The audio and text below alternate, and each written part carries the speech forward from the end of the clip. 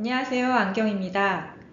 맞춤형 화장품 조제관리사 시험 대비를 위한 특별시험 객관식 문제풀이 11번부터 20번까지 진행하겠습니다.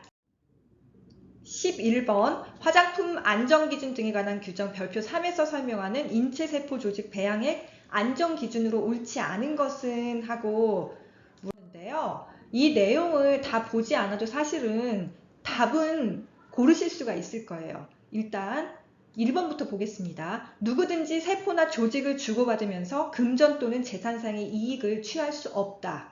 네, 누구든지 공여자에 관한 정보를 제공하거나 광고 등을 통해 특정인의 세포 또는 조직을 사용하였다는 내용의 광고를 할 수 없다. 이거 내용 못 보셨다고 하더라도 상식적으로 생각해 보시면 아실 수 있을 것 같아요. 자, 인체 세포 조직 배양액을 제조하는 데 필요한 세포 조직은 채취 혹은 보존에 필요한 위생상의 관리가 가능한 의료기관에서 채취한 것만을 사용한다. 세포 조직을 채취하는 의료기관 및 인체세포 조직 배양액을 제조하는 자는 업무 수행에 필요한 문서화된 절차를 수립하고 유지해야 하며 그에 따른 기록을 보존하여야 한다. 상식적으로 생각하기에도 맞는 내용 같으시죠? 자, 5번 보실게요. 화장품 제조업자는 세포 조직의 채취, 검사, 배양액 제조 등을 실시한 기관에 대해 안전하고 품질이 균일한 인체세포 조직 배양액이 제조될 수 있도록 관리 감독을 철저히 해야 한다라고 했는데요. 일단 관리 감독이라는 거에 포인트를 두신다면 화장품 책임 판매업자는 제조업자에 대해서 제조가 잘 이루어질 수 있도록 관리 감독을 하는 역할을 하고 있잖아요. 이거는 화장품법에서의 화장품 책임 판매업자의 준수사항에도 나오는 이야기이기 때문에 그런 내용들을 파악하고 계신다면 굳이 인체세포 조직 배양액 안전기준에 관한 내용을 모르신다고 하더라도 충분히 찾을 수 있는 문제라고 생각합니다. 따라서 여기에서는 화장품 제조업자가 아니라 화장품 책임 판매업자가 이러한 것들이 제조되도록 관리 감독을 철저히 해야 한다라는 걸로 생각하고 답을 찾으셔야 됩니다. 자, 12번 화장품 영업자의 영업에 대한 설명으로 옳지 않은 것은 자, 화장품 제조업자는 화장품을 제조하여 화장품 책임 판매업자에게 공급한다. 네, 화장품 책임 판매업자가 제조업 등록이 되어 있으면 직접 제조해서 유통할 수 있다. 자, 화장품 책임 판매업자는 화장품을 수입한 후 마트, 백화점 등에 공급하여 판매한다. 맞춤형 화장품 판매업자는 수입한 화장품의 내용물만을 소분하여 판매한다. 맞춤형 화장품 판매업자는 화장품 내용물과 내용물을 혼합하여 판매한다. 자, 답은 만이라는 것 때문에 수입한 화장품 내용물만을 소분한다 라는 거가 틀렸겠죠. 자, 여기서 알아야 될 사항이 뭐겠어요? 화장품 영업의 종류와 그 범위에 대한 정확한 내용들을 숙지를 해주셔야 되는데 화장품 영업의 구체적인 범위에 대해서는 시행령에서 나와 있죠.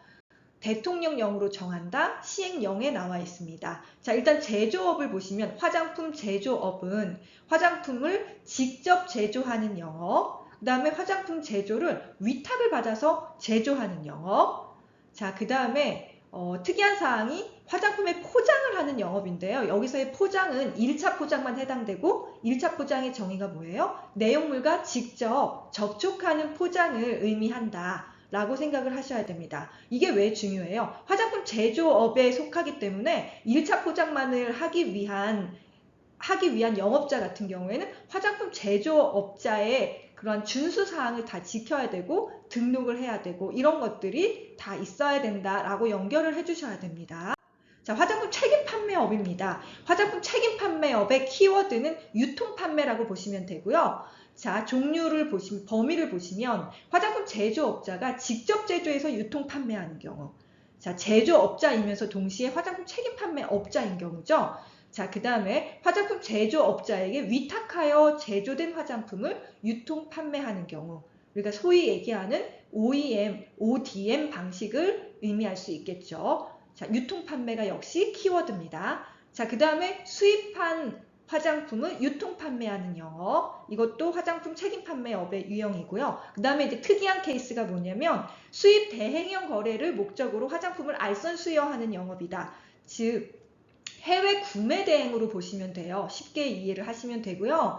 전자상거래만 해당한다. 수입 대행형 거래를 목적으로 화장품을 알선 수여하는 영업이다. 요거까지가 바로 화장품 책임 판매업의 범위에 속한다 라고 정리를 해주시고요. 맞춤형 화장품 판매업은 맞춤형 화장품을 판매하는 영업이니까 그럼 맞춤형 화장품이 뭐예요? 내용물과 내용물을 혼합한다. 내용물과 원료를 혼합한다. 자, 내용물을 소분한다 라고 생각을 해주시고 당연히 그 내용물은 제조 또는 수입된 화장품의 내용물이겠죠. 그래서 그러한 것들을 정리를 해주시면 됩니다. 자, 13번 화장품법에서 정하고 있는 맞춤형 화장품 판매업에 대한 사항으로 옳지 않은 것은 하고 물었습니다. 자, 맞춤형 화장품 판매업을 하려는 자는 총리령으로 정하는 바에 따라 여기까지는 맞아요. 식품의약품안전처장에게 등록이 아니라 신고였죠. 자, 영업자, 조금 전에 말씀드렸던 영업자, 화장품 제조업, 화장품 책임 판매업자 같은 경우에는 총리령으로 정하는 바에 따라서 식품의약품안전처장에게 등록이라는 거를 해야 되지만 맞춤형 화장품 판매업을 하기 위해서는 신고라는 거를 해야 합니다. 따라서 답은 1번이 되겠고요. 자, 2번부터도 계속 살펴보겠습니다. 맞춤형 화장품 판매업자는 맞춤형 화장품 판매장, 시설, 기구의 관리 방법, 혼합소분 안전관리 기준의 준수 의무, 혼합소분되는 내용물 및 원료에 대한 설명 의무 등에 관해 총리령으로 정하는 사항을 준수하여야 한다라고 했습니다. 네, 맞는 얘기고요. 자, 화장품법에서 정하고 있는 지금 맞춤형 화장품 판매업자의 그러한 역할에 대해서 보고 있는데요. 맞춤형 화장품 판매업자가 신고라는 거를 했죠. 그러면 이 신고한 사항에 대해서 변경 사유가 발생을 하게 되면 자, 30일 이내에 지방식품의약품안전청장에게 신고라는 변경 신고를 하게 됩니다. 물론 90일 이내에 해야 되는 경우가 뭐냐면 맞춤형 화장품 판매업자의 그러한 사항 때문에 변경된 게 아니라 행정구역 개편에 의해서 변경되는 경우에는 그러한 것들은 90일 이내에 지방식품의약품안전청장에게 주소 이전한 거를 신고를 해야 합니다. 참고해 주시고요. 맞춤형 화장품 판매업자가 2 이상의 장소에서 맞춤형 화장품 판매업을 하는 경우에는 종업원 중에서 총리령으로 정하는 자를 책임자로 지정해서 교육을 받게 할 수 있다. 이거 맞는 얘기죠. 맞춤형 화장품 판매업자의 경우 판매업소에서 보통 판매업소마다 맞춤형 화장품 조제관리사를 두게 될 테고 그리고 그 사람들은 뭘 해야 돼요?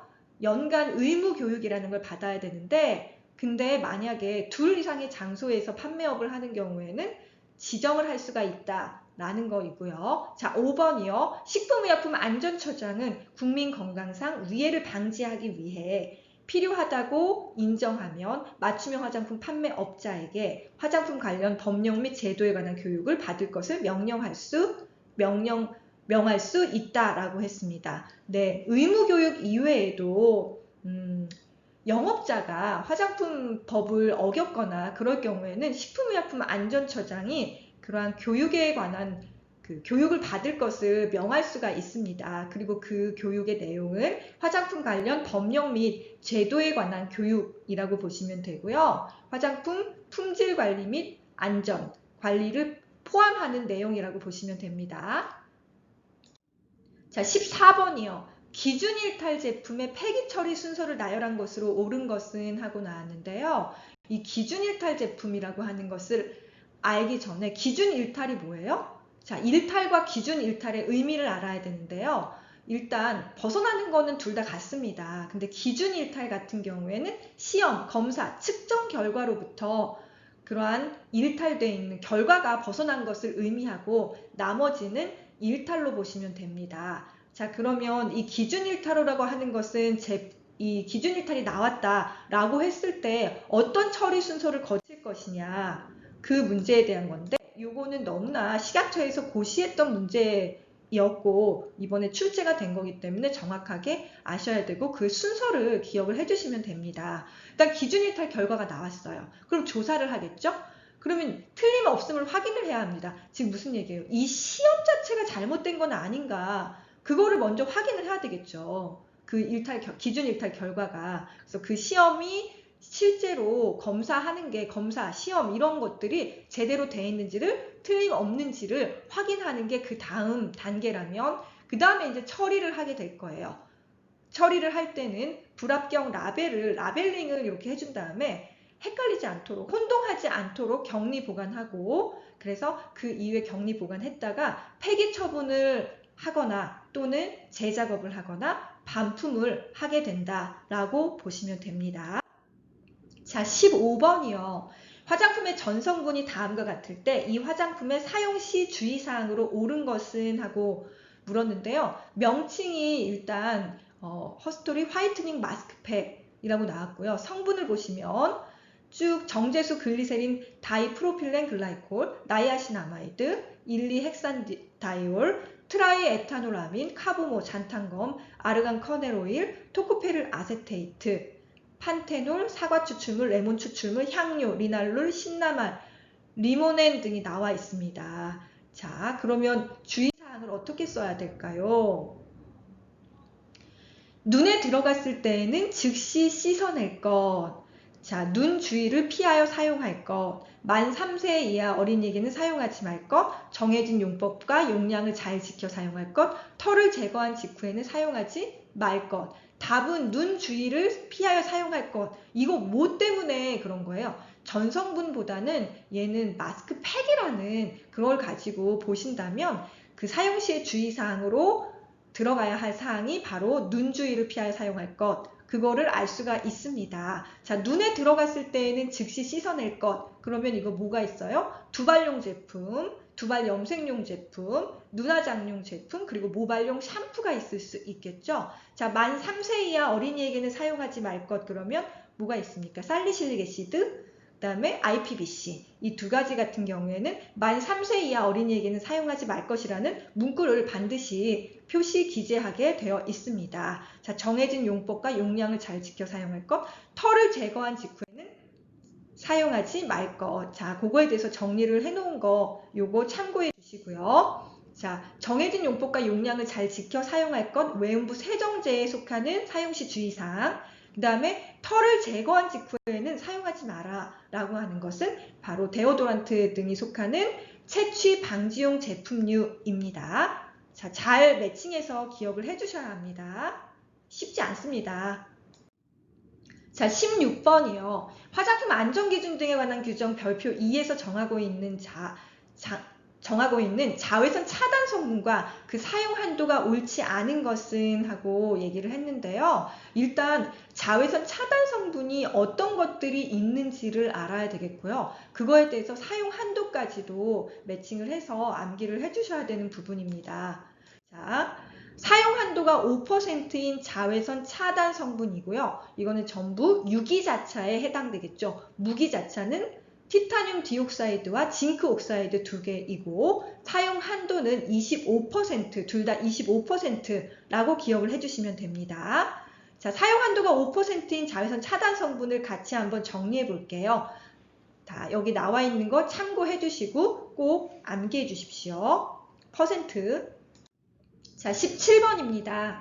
기능성 화장품 심사에 관한 규정 별표 4에서 정하고 있는 지용성 미백 성분과 수용성 주름 개선 성분을 짝지은 것으로 옳은 것은 하고 물었네요. 자, 일단 미백 성분으로 고시되어 있는 것과 주름 개선 성분으로 고시되어 있는 성분을 매칭하는 것들은 반드시 알아야 될 사항인데요. 여기선 좀 더 심화된 문제로서 지용성이냐 수용성이냐를 구분하는 것까지 나왔습니다. 자, 일단 나이아신 아마이드, 알부틴, 알파 비사볼롤, 아스코빌 테트라 이소팔미테이트 전부 미백 기능성 성분 맞습니다. 자, 또한 레티놀, 레티닐 팔미테이트, 아데노신 전부 주름 개선 기능성 성분 맞습니다. 자, 그런데 여기에서 다 이것까지는 맞는데 지용성을 찾고 수용성을 찾아야 되는데 일단 알파 비사볼롤과 아스코빌 테트라 이소팔미테이트 같은 경우에는 지용성 성분입니다. 또한 레티놀, 레티닐 팔미테이트 같은 경우에는 지용성 성분이고요. 아데노신은 수용성 성분입니다. 따라서 여기에서는 답이 두 개가 되겠네요. 정리하십시오. 자, 기능성 성분은 같은 경우에는 성상을 좀 정리를 해주시는 필요가 있습니다. 문제에서 이러한 문항들이 계속해서 나오는 추세이기 때문에 일단 기능성 성분의 성상을 알아야 될 거고요. 그거에 대해서 정리를 해놓았습니다. 자, 미백 기능성 성분으로 나와 있는 나이아신 아마이드, 당나무 추출물, 아스코빌 글루코사이드, 자, 아스코빌 테트라 이소팔미테이트, 알부틴, 알파 비사볼롤, 자, 에틸 아스코빌 에텔, 유용성 감초 추출물, 얘네들이 미백 기능성 성분이라는 거 당연히 알아주셔야 되고요. 그거에 대한 성분의 성상까지 정리를 해주시면 됩니다. 참고해 주세요. 자, 주름 개선 성분으로는 레티놀, 레티닐 팔미테이트, 아데노신, 폴리에톡실레이티드 레틴 아마이드입니다. 자, 이러한 자료들은 제가 올려드리니까 요거 파일로 정리되어 있는 거 올려드리니까 그거 참고해 주시고, 네, 질문사항 있으시면 네, 질문 올려주시면 성실히 답변해 드리겠습니다. 자, 18번입니다. 다음 중 우수 화장품 제조 및 품질 관리 기준에서 규정하고 있는 화장품의 제작업에 대한 설명으로 옳지 않은 것은 하고 얘기를 했는데요. 일단 제작업은 모두가 다 할 수 있는 건 아닙니다. 네, 제작업에 대한 기준이 있는데요. 그거를 정리하시면 사실상 이 문제는 어려운 문제는 아니라고 생각이 됩니다. 답은 3번인데 이 내용을 알아야 되겠죠. 일단 CGMP 제10, 22조를 보시게 되면 그 품질에 문제가 있거나 회수 반품된 제품의 폐기 또는 제작업 여부는 그냥 마음대로 하는 게 아니고요. 굉장히 중요한 부분이기 때문에 품질에 문제가 있으면 폐기를 해야 되는 게 사실은 원칙일 텐데 너무나 5톤 이렇게 되는 원료들을 다 폐기할 수는 없는 상황이니까 제작업을 할 수 있는 기준을 설정을 해 놓았고요. 그 제작업 여부라고 하는 것은 품질보증 책임자가 반드시 승인을 해야 합니다. 또한 그 대상은, 제작업을 할 수 있는 대상은 1번, 2번을 다 만족해야 돼요. 또는이 아니라 모두 만족한 경우여야 하고요. 첫 번째가 뭐냐? 변질, 변폐 또는 병원 미생물에 오염되지 아니한 경우, 그 다음에 제조일로부터 1년이 경과하지 않았거나 사용 기한이 1년 이상 남아있는 경우입니다. 자, 제조일로부터 1년이 경과했거나 사용 기간이 1년이 안 남아있다 그러면 재작업할 의미가 퇴색이 되기 때문에 이러한 조건들을 만족을 해야 한다라는 거 기억을 해주시면 문제 푸는데 어려움이 없으셨을 거예요. 네, 그렇게 해서 정확하게 정리하는 습관을 항상 가지셔야 됩니다. 자, 또한 3번까지 한번 읽어볼게요. 재입고할 수 없는 제품의 폐기 처리 규정을 작성하여야 하며 폐기 대상은 따로 보관하고 규정에 따라 신속히 폐기하여야 한다. 네, 여기까지 정리해 주시면 됩니다. 자, 19번입니다. 우수 화장품 제조 및 품질 관리 기준 해설서에서 설명하고 있는 화장품 제조 설비의 세척 원칙으로 부적절한 것은, 자, 보시면 세척 후 반드시 판정한다, 증기 세척을 이용한다, 정제수를 세척한다, 세척제는 효능이 입증된 것을 사용한다. 여기 맞습니다. 근데 세제를 반드시 사용한다? 안 됩니다. 자, 왜 안 될까요? 세제 같은 경우에는, 계면활성제, 세제 같은 경우에는 설비 내벽에 남아 있어서 제품 자체에 악 영향을 미칠 수 있을 거예요. 그러면 이거는 우수 화장품이니까 우수 화장품 제조 및 품질 관리 기준에 위배가 될 거 아닙니까? 따라서 세제는 되도록이면 사용하지 않는 게 원칙입니다. 또한 세제가 남아있지 않다라는 걸 설명하기에는 화학적인 분석이 필요하니까 되도록 세제를 사용하지 않는다라고 생각을 해주셔야 되고요. 원칙은 위험성이 없는 용제, 예를 들어서 물이 최적인 걸로 이해를 해주시고 그러한 용제로 세척을 한다. 그게 첫 번째 원칙입니다. 자, 또한 증기 세척을 권장합니다. 자, 브러쉬 등으로 문질러 지우는 것을 고려한다. 이 설비 세척의 원칙 한번 정리 다시 한번 해주십시오. 자, 설비 세척의 원칙, 그 다음에 분해할 수 있는 설비는 분해해서 세척한다. 왜냐하면 안에 분해를 안 한다면 그 부분에 오염물질이 쌓일 수 있잖아요. 그러니까 분해할 수 있는 설비는 분해해서 세척을 하고 세척 후에 반드시 해야 되는 것이 판정이라고 하는 것입니다. 또한 판정 후의 설비는 건조 밀폐해서 보존하고요. 또한 세척의 유효 기간을 정해두고 해야 합니다. 언제까지 유효기간이다. 그럼 유효기간이 지나기 전에 설비 세척을 다시 실시를 해야 되겠죠. 그거 생각해 주셔야 되고, 세척 후에는 세척했다라는 완료 여부를 확인할 수 있는 표시를 해 놓아야 합니다. 자, 20번 우수 화장품 제조 및 품질 관리 기준 해설서에서 설명하고 있는 원자재 입출고에 대한 설명으로 옳은 것은, 자, 1번 문장부터 살펴보겠습니다. 입고된 원자재는 적합, 부적합, 검사 중 등으로 반드시 상태를 표시해야 하며, 여기까지는 맞는 얘기죠. 그런데 뒤에 내용이 틀린 얘기입니다. 동일 수준의 보증이 가능한 다른 시스템으로 대체할 수 있습니다. 만약에 이것이 혼동의 여지가 없다라고 한다, 동일 수준의 보증이 가능하다라고 하면 그 시스템으로 대체할 수 있습니다. 이것 때문에 얘는 틀린 문항입니다. 자, 원자재 입고 시 물품에 결함이 있을 경우 우선 입고하고 원자재 공급업자에게 연락을 취한다. 뭐가 틀렸습니까? 입고하면 안 되겠죠. 따로 보관을 해야 합니다.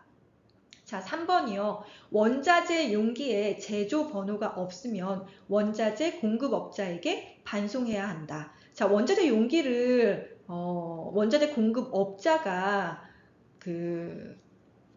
공급을 할 거 아니에요? 그럴 경우에 거기에서 공급업자가 부여한 제조 번호가 있을 텐데 그게 만약에 없어요. 그러면 이때는 반송하는 것이 아닙니다. 바로 제조업자가 관리번호라는 것을 부여해서 그거를 관리를 합니다. 그거 반드시 기억을 해주십시오. 원자재 용기에 제조번호가 없으면 우수화장품 제조 및 품질관리 기준에서는 화장품 제조업자가 공급업자한테 반송을 하는 것이 아니고 관리번호라는 것을 부여한다. 반드시 기억하세요. 자, 4번 원자재 입고 시 구매 요구서, 원자재 공급업체 성적서 및 현품이 서로 일치하는지 확인한다. 네, 이거 맞습니다. 또한 필요한 경우 운송 관련 자료를 추가적으로 확인할 수 있다. 수입하는 경우 배를 타고 왔다. 그럴 경우에 필요한 경우가 되겠죠. 운송 관련 자료를 추가적으로 확인할 수 있습니다. 네, 4번이 맞는 답입니다. 자, 5번 제조업자는 원자재 공급자에 대한 관리 감독을 화장품 책임 판매업자에게 위탁한다? 요거는 말도 안 되는 얘기죠. 자, 제조업자가 화장품을 만드는데 공정을 하는 데 있어서 원자재를 공급자로부터 받는 경우가 있을 거고, 당연히 그거에 대해서 관리 감독은 누가 해야 되겠어요? 화장품 제조업자가 해야 되겠죠. 네, 위탁할 수 없는 내용입니다. 여기까지 정리하시고요. 오늘 20번까지 진행했습니다. 좋아요, 구독 잊지 말고 눌러주십시오. 다음번에 21번부터 진행하는 거 봐주십시오. 감사합니다.